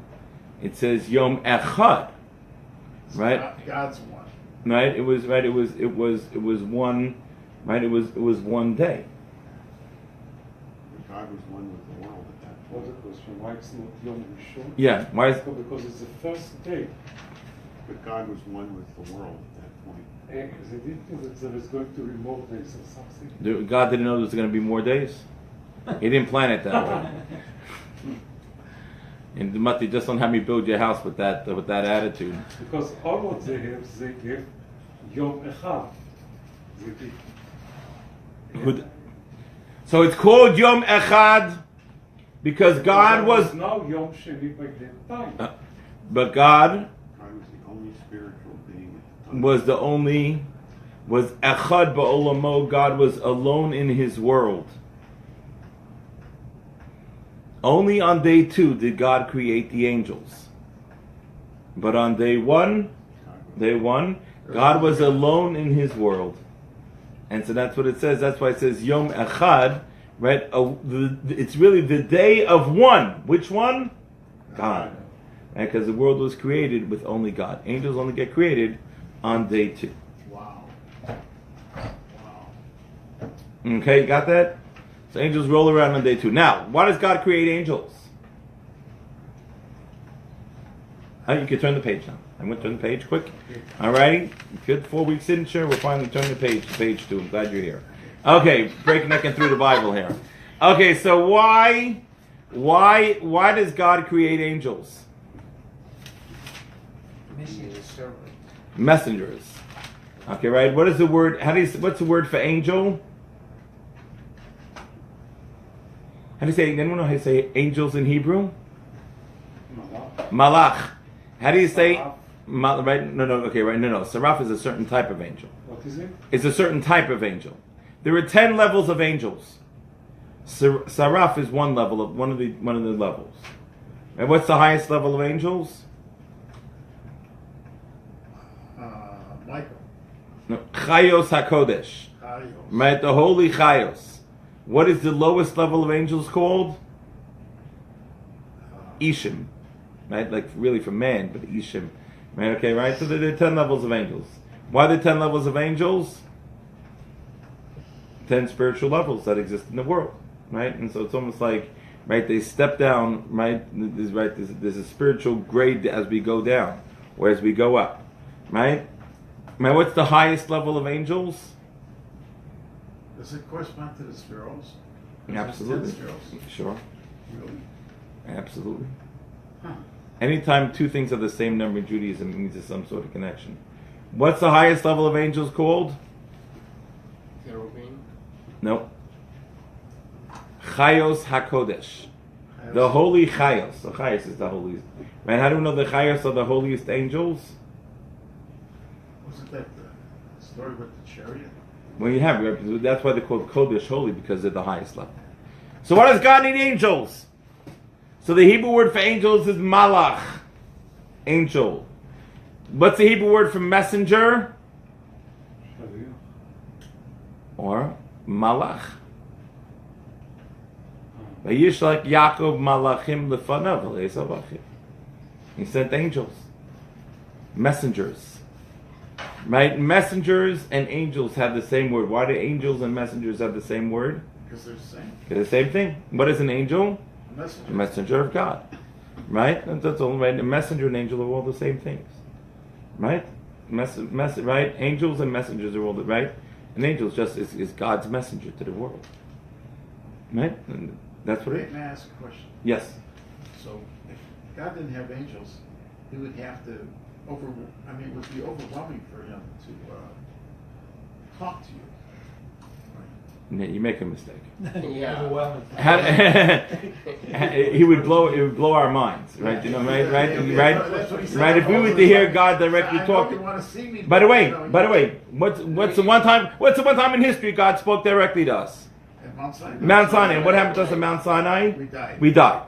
Good. Thank you. So that's why we need angels. Right, we're dead. Right, So bam. Right. Why? Because God's revelation would be so powerful. Our souls just come sucked right out of us. Yeah. Right. That's what happens. Right. And we go That's ahead. why He needs angels. He doesn't need angels. He created angels so He could make it easier. So angels are messengers. They're like sentient So programs. the expression guardian angel has no meaning because they're not guarding you; they're just bringing the message. Hold on. There are different types of angels. There are different types of angels. You actually do. God gives you. Every person has two angels that protect you. Okay, two angels that protect you and hang out with you. Anyone who has any kids knows that that's the only way that they survive. Right? Right? You hear what I'm saying? I think that proof is I think like that's one of the greatest proofs in the world.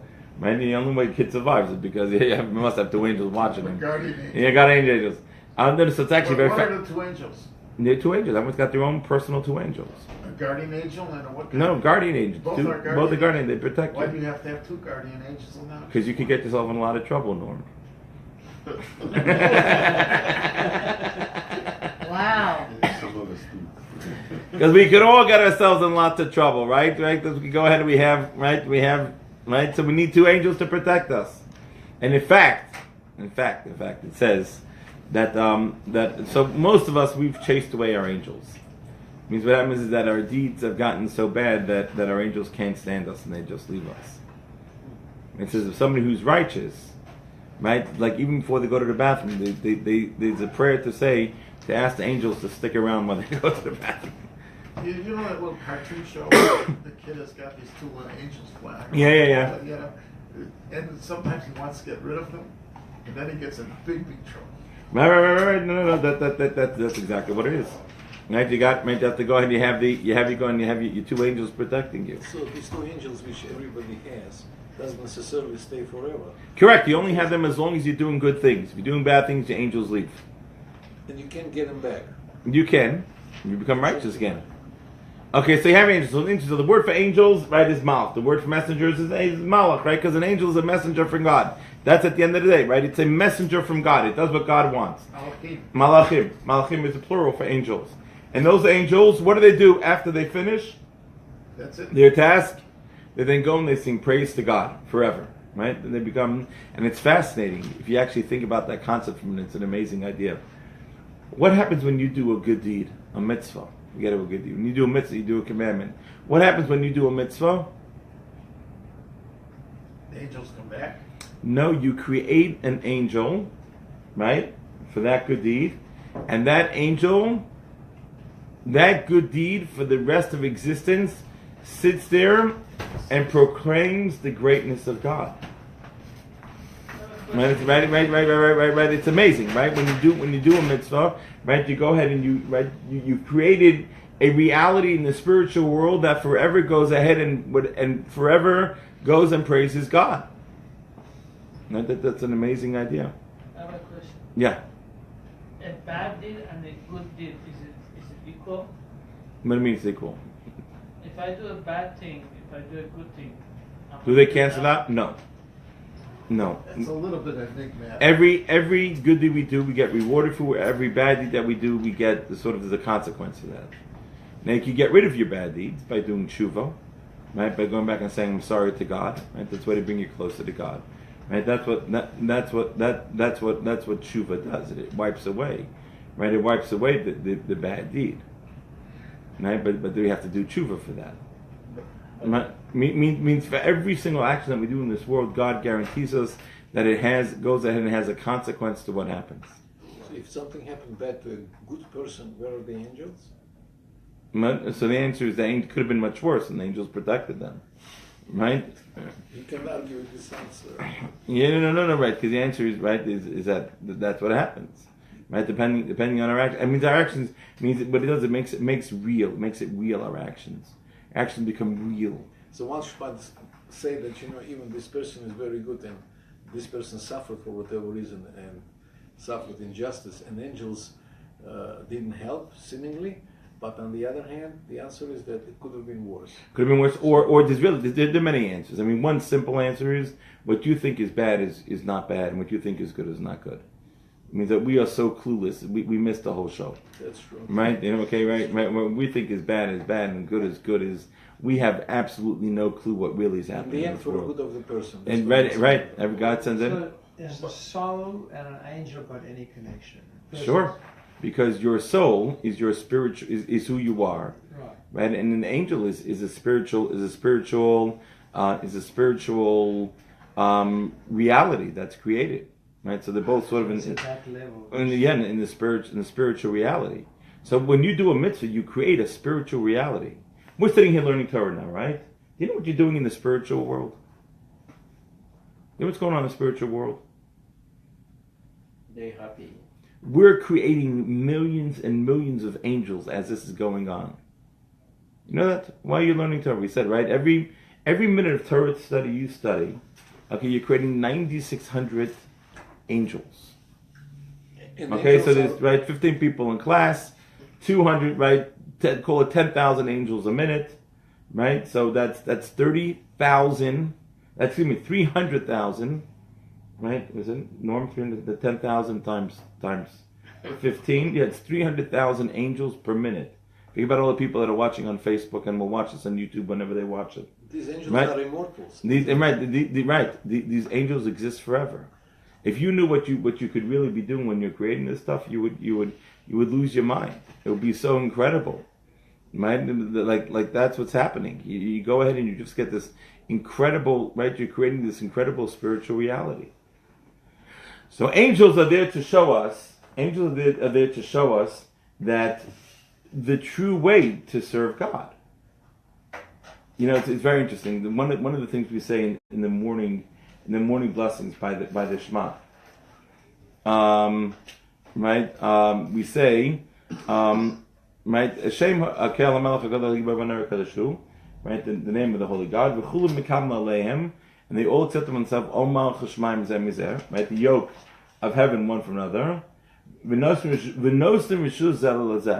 And they give permission for one to another to sanctify the Creator with pleasant speech, right? With gentleness, right? And they all say it together, right? So what do we learn from the angels? Let me ask you a question. Let's say God says, "Come and praise me." Who? Let's say God says, "Come and praise me," and the two people in the room. What would each person go? What would each person do? Study Torah. No, one at a time. Well, he talks so much. What would happen? Study Torah. No. But let's say God comes to you and says, "Go and praise me." Okay, one who comes first gets to praise me first. We're all together. What would we do? We'd fight with each other to be the first person, right? We'd run to be the first person in the line, right? It's a human thing. Right? So what do the angels teach us? Patience. They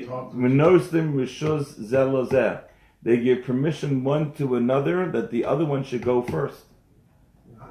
Right? You want to praise God? Well, okay.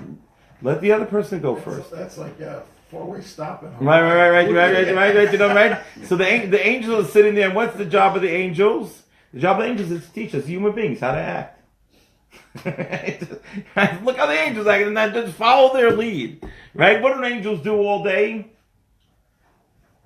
Make sure They sing praise to God. What is our job to do all day? Praise God. Praise God. Right? I mean, this is very simple, folks. Just say, what are the angels doing? Right? What are the angels doing? And I don't mean the California ones, okay? Right? What are the angels doing? And that's our job. That's what we're supposed to do, right? Go do what the angels are doing. That's why the angels are here. They're here to go ahead and to teach us how to act. So Yom Echad, God is still one in this world. Right? The Yom Echad, right? God is one because God is one in this world. Right? It's all about oneness of God at this point in time. Yes? It's a little bit complicated question, but often in the Torah, God is referred to as being the most humble. Yes. And what happened, but he's being praised by billions of angels. Right. And it doesn't swell his head up, but human beings, when they receive too much praise, that's when they develop hubris, and that's when they're likely to fall. Right. So we don't have any real protection against being exalted. So the answer is there is one thing. What the job is as follows. How do you save your head from getting swelled? I don't know. Let's say we have here Dr. Fuchs, one of the world-renowned doctors, internists. And he says, oh, look at that, I'm such a great doctor. And Dr. Liquor, right? Oh, look at that, I'm so fantastic, I'm so wonderful, I'm so terrific, pat me on the back. Right? So when you understand, when you're humble, what do you do at that point in time? Daven. What? Daven. Pray. No. What do you do? when you understand you're humble.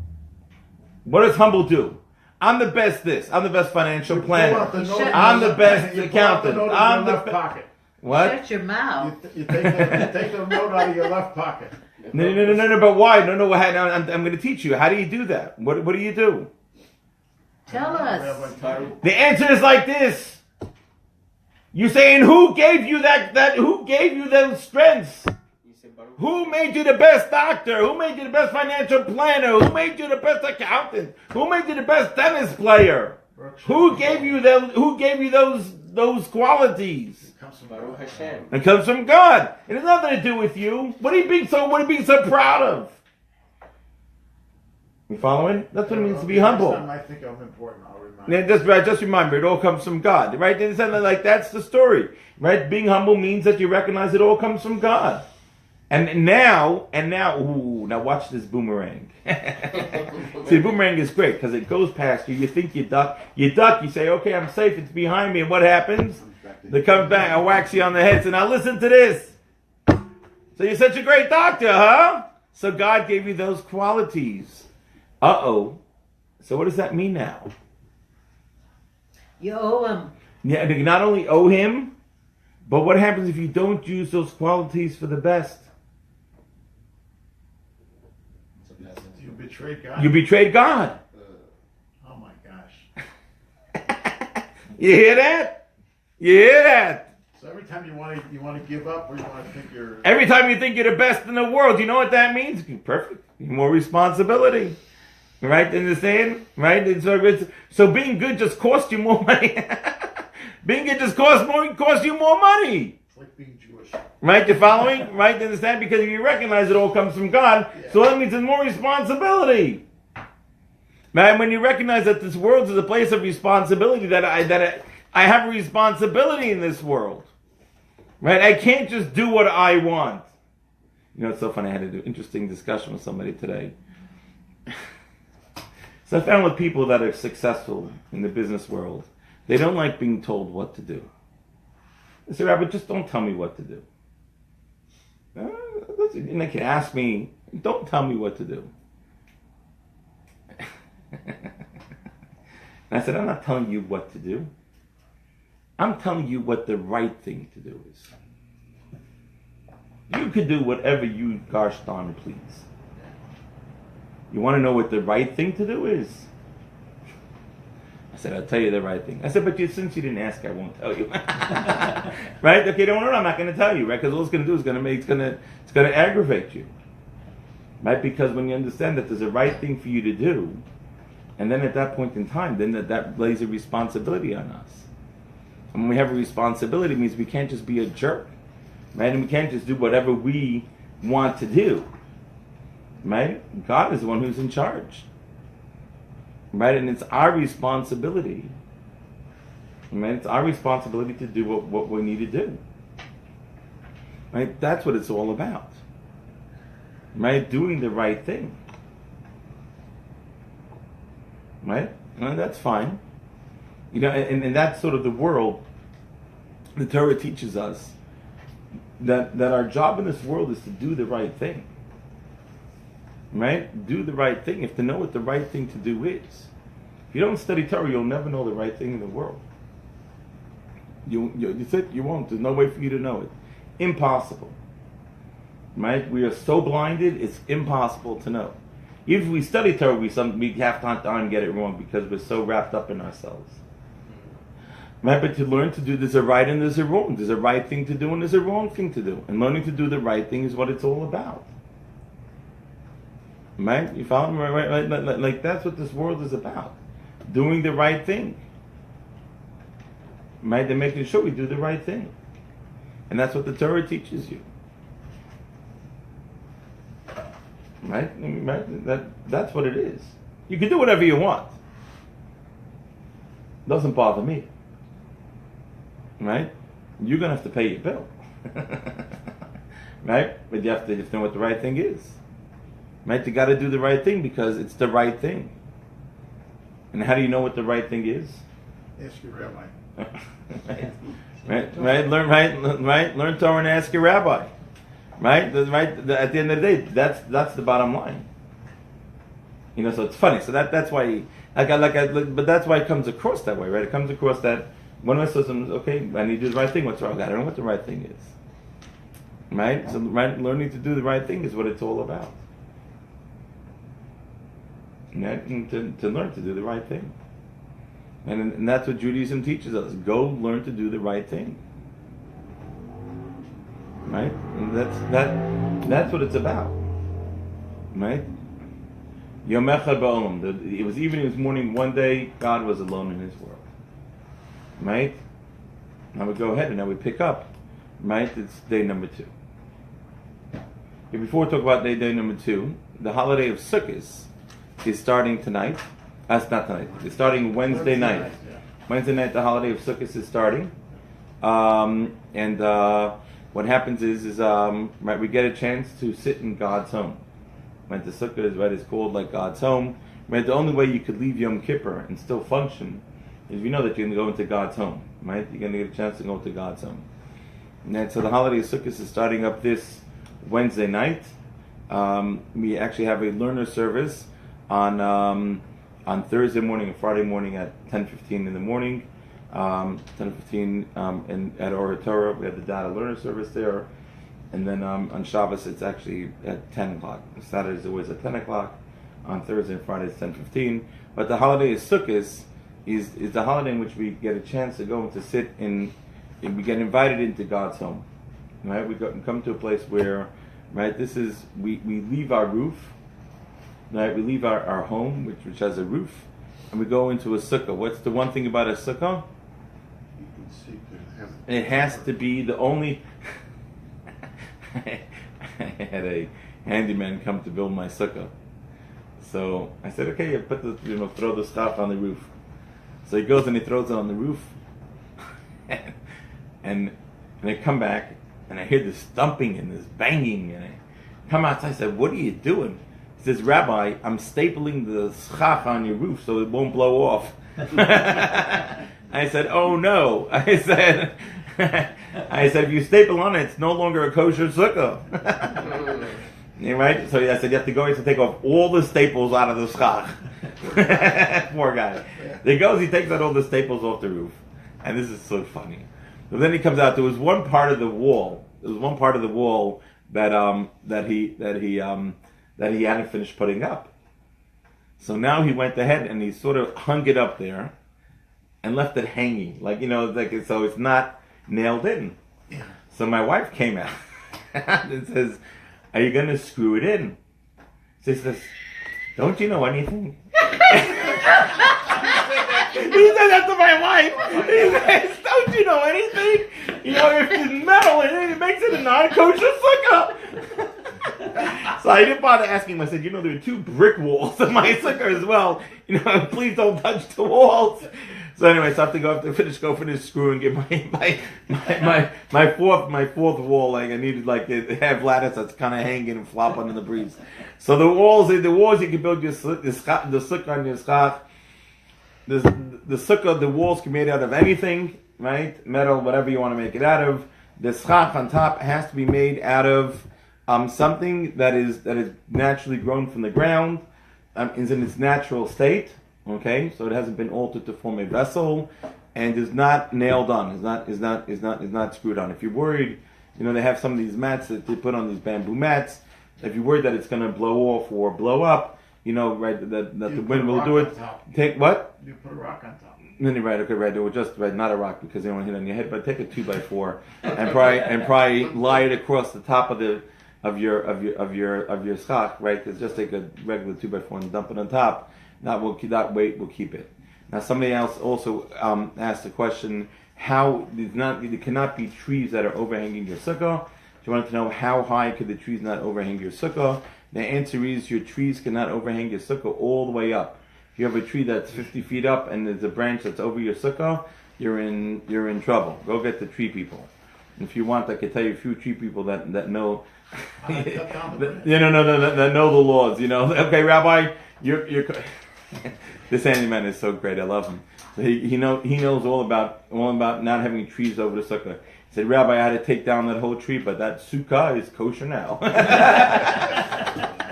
So cute. Yeah, very funny. So anyway, so that's the laws of building your sukkah, right? And if you want any rabbi to come out and to double check whether your sukkah is kosher, I am happy to make house calls, and any of the rabbis are happy to make house calls.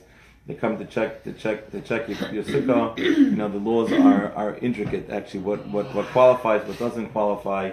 So if you want to do that, but the sukkah at the end of the day is God's home.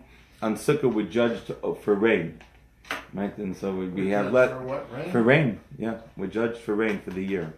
And so on Rosh Hashanah we're judged. So if it rains through your sukkah? No. On Rosh Hashanah we're judged how much rain is going to fall. On Sukkah, we're judged on how that water is going to be distributed. Are you going to get 4 feet in 2 days, or are you going to get 4 feet spread out over 365 days? Okay. Right. So that is how we're judged on the Sukkah, which is why on the Sukkah we shake what's called a lulav and esrog, right? Citron and an esrog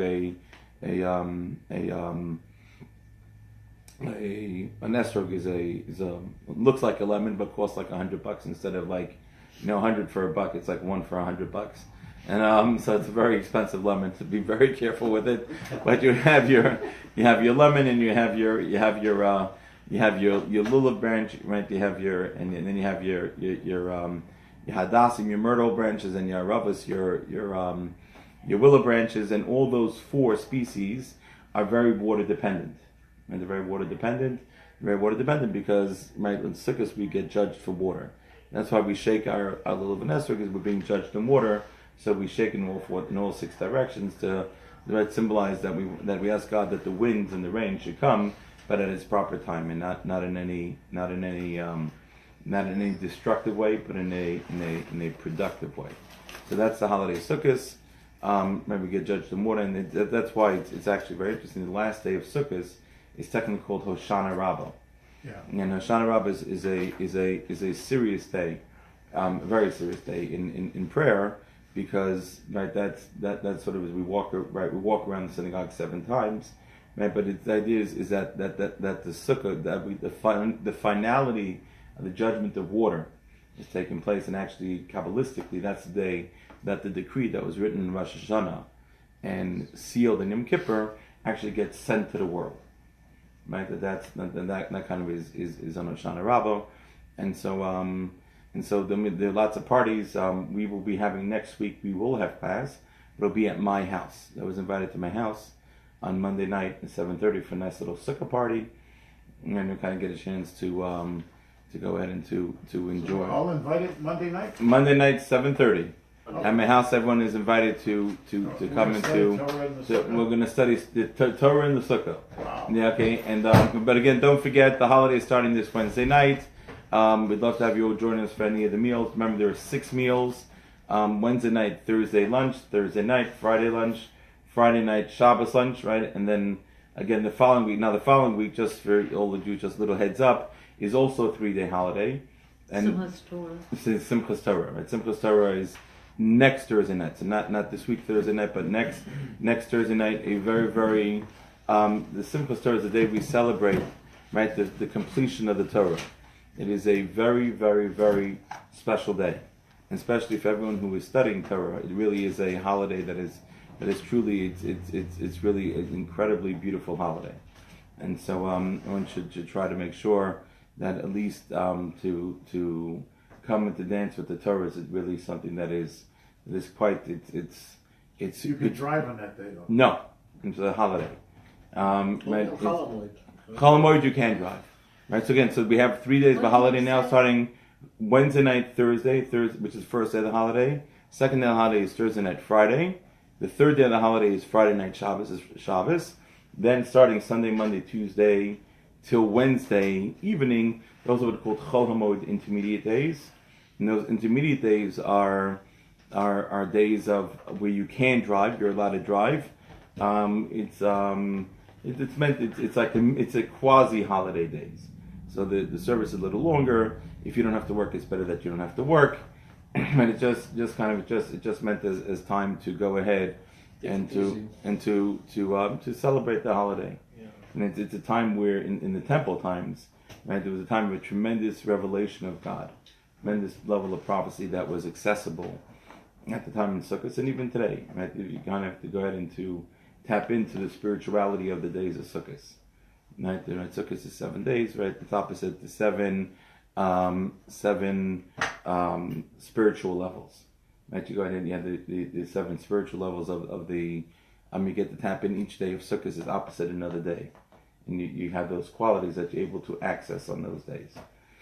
So whatever to make it, it's an important day. It's important days, right, of holidays. If you do come to the Sukkah party tomorrow, next Monday night, my future daughter-in-law should be in town. Really? So, yeah. So we'll see if she'll be able to make a cameo and show up for that. And then my son, B'yamin is coming in Wednesday, and his bride is coming in on Sunday. But he's very protective of her, so I might not share her. We'll see if we could make sure that she come. So that's going to be so that's next week. So next week of festivities are quite exciting, as well as hopefully you all have received an invitation to my son's wedding in New Jersey, right, Monday, October 23rd.